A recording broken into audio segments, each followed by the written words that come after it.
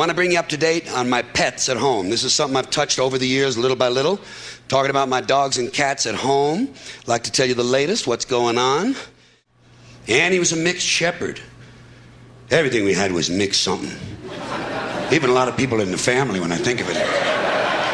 And some of the livelier ones, too. Annie was supposed to have been a German shepherd, according to my drug-taking friend who gave her to me. You know, he handed me a little puppy, and he said, "This is going to be a German shepherd."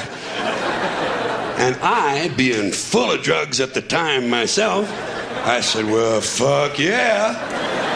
You can already see the ears." And of course, it never happened.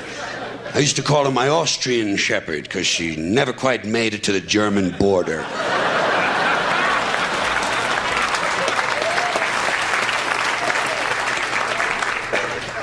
But Annie isn't with us anymore either. Annie had to go away. That's the way we say it at home. That's the only euphemism we allow ourselves. Annie had to go away. It happens, huh? Doesn't it? Yeah. It's part of the deal. Part of the deal. What happens when you get a pet? You have them for a while. They get old. They go away. Just like your grandma. Same shit, different species. What happens to grandma?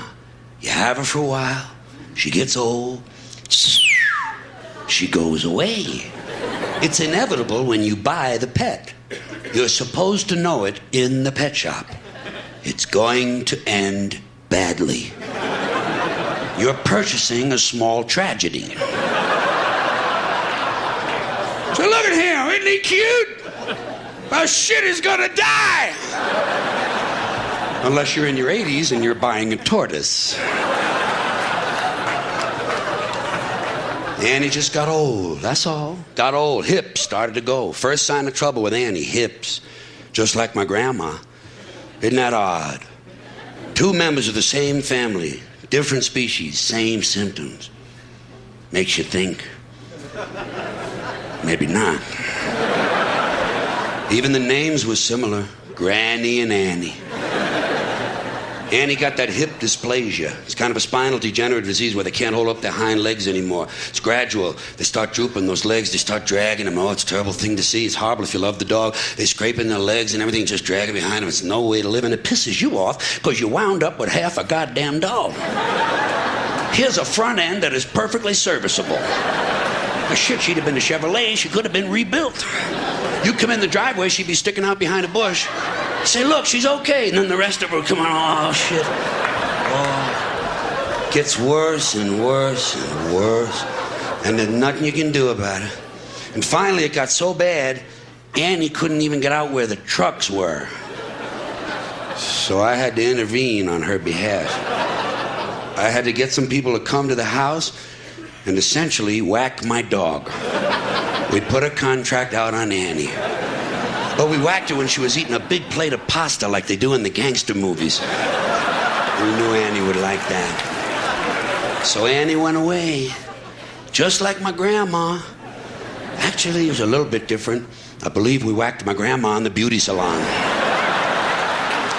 But as soon as Annie was gone, we did what a lot of you folks would have done.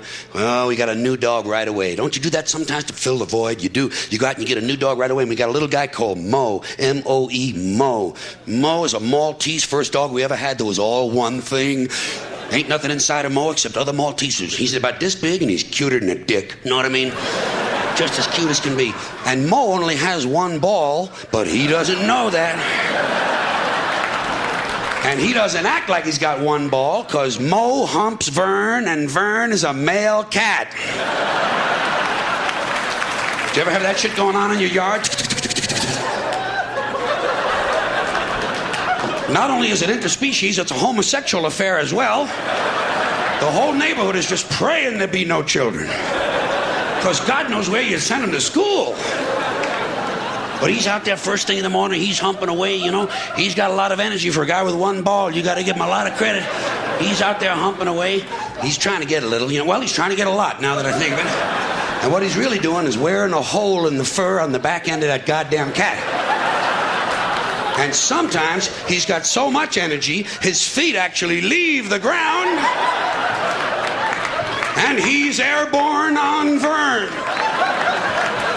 He's trying to hold on to cat hair with dog paws and keep it in at the same time. And Verne could care less. Verne will give you a look like this while he's getting fucked in the ass.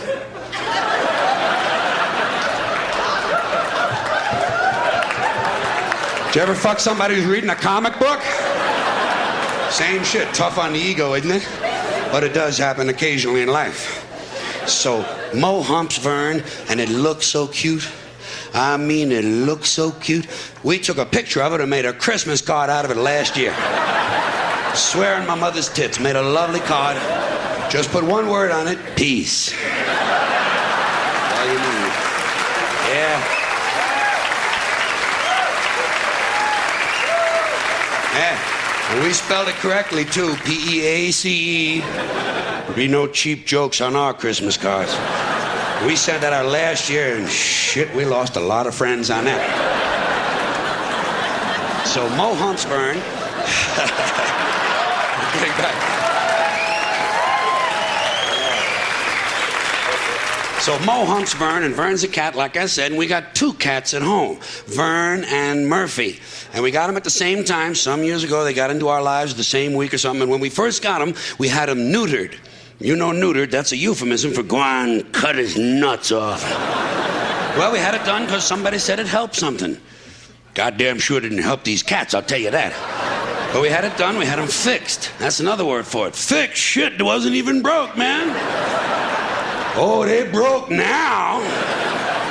Altered is another word for it. Nice people say that, don't they? We had them altered.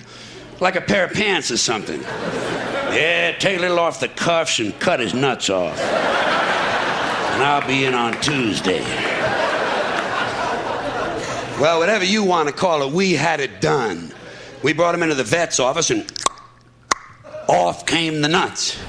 We didn't keep them or nothing like that, you know. Although they do offer them to you, I must say that for them. Say, you want these? I say, nah, shit, what are you, fucking crazy? You keep them. You find something to do with them. Might make a nice pair of earrings for your wife out of them. In fact, if my math is not incorrect, you might get 2 pairs out of that lot. You keep the nuts, we'll take the cats. We go on home with the cats. Brought them home and they started growing up. Got to be about 6 years of age.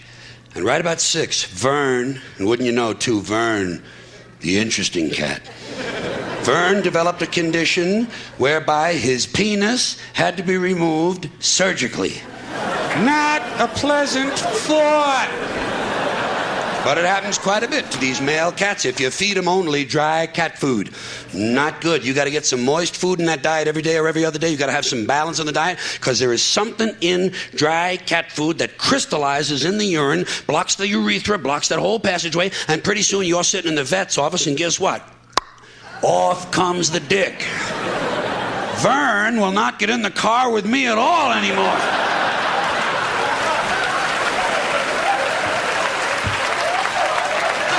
He doesn't trust me at all because he doesn't know what's coming off next. He's walking around counting his feet and shit like that, praying to God he's still got something left hanging off of him. Such is the condition of the animals at our house. And because of it, we have a little riddle going around the family. What has 12 legs, 2 dicks, and 1 ball? And it's Murphy, Mo, and Verne. But you got to be real close to the family to guess it on one try.